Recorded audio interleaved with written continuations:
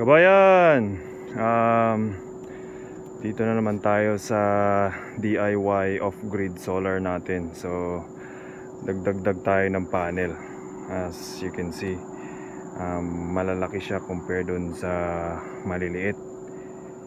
So ang maliliit 100 watts, naka-series siya ng 5, so 100 volts. Ito naman i-series ko ng 4, 100 volts din, DC. So pero 195 watts bawat isang panel. So meron akong 12, so parang 3 kilowatt, 3.2 kilowatt. Laki tayo ng upgrade tayo ng consumption kasi nagcha-charge ako ng electric vehicles. So kung mapapanood nyo sa previous video natin, nasa baba yung solar charger controller. Tsaka palit din tayo ng railings, aluminium, kasi yung dati kahoy lang linagay ko. Eventually oftentimes nagsasag siya, tsaka syempre nadudunot din siya. So ito nga yung sinend sa akin na aluminium, masyadong okay siya, mas maganda siya. Ito talaga yung proper na pang solar. Yung dati ginagamit ko yung mga L shape na aluminium.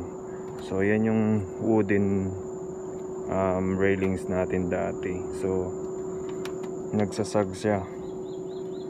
So ito yung dinagdag ko rin na cable. So para sa bali dalawang solar charger controller na siya. So ngayon sinut down ko siya. Tsaka on and off cloudy naman. So ayan yung bagong panel. Mas malalaki siya compare sa dito sa 100 watts. So ito yung junction box ko.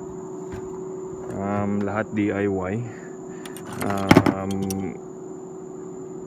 May bus bar ako dito. So bin-grinder ko lang siya. Galing dito sa mga ganitong piece na aluminium. So okay naman siya. Parang fabricated din. So positive to dito. Tapos panel, solar panel sa taas. So dati kasi walang breaker, sa baba lang yung breaker. So yan yung inimbento ko na bus bar.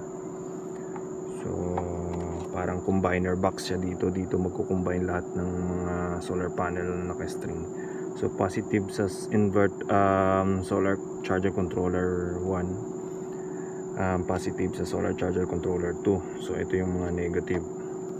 So kung makikita nyo dito sa lumang combiner box, isa lang. Tapos ito ginawa ko lang din to. So dahil dyan naka-combine. So instead na dito ko pala i-mount yung combiner box, UV protected naman daw siya. So okay lang na mabilad sa init. So ito yung sa solar charger controller number 2. So yan. So bali yung luma ko mga nasa 1.5 kilowatts plus 3.2. So ang aim ko talaga is makover to ng solar panel. So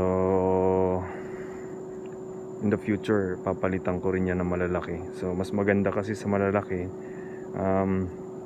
mas efficient siya kaysa string mo. May mga loss sa mga connection niya kung string mo. So pag nandito malalaki na. Kaya lang mahal pa sa ngayon yung mga ganyan. So ito diretso lang sa bubong. Kagaya nito, screw lang sa dyan. Tapos may L plate pataas. Tapos in-screw ko sa dito. May proper talaga na screw neto pero hindi nila sinamahan. So ginawa ko, binutasan ko na lang. So in-screw ko sa ilalim. So far okay naman. So natapos ko itong dalawa. So dalawa na lang. So bali ang magki-carry ng dalawang rail, isang panel din. So yan. Bali 12 na panel na malalaki. So I think gawa ulit ako ng panibagong video kung okay na, nagra-run na. So yan, update. Pasensya sa mga nagko-comment, di ko na re-replyan kaagad. Tsaka salamat sa mga nag-like. So far yan, hanggang dito muna. Upload ako ng second video nito. Okay, maraming salamat.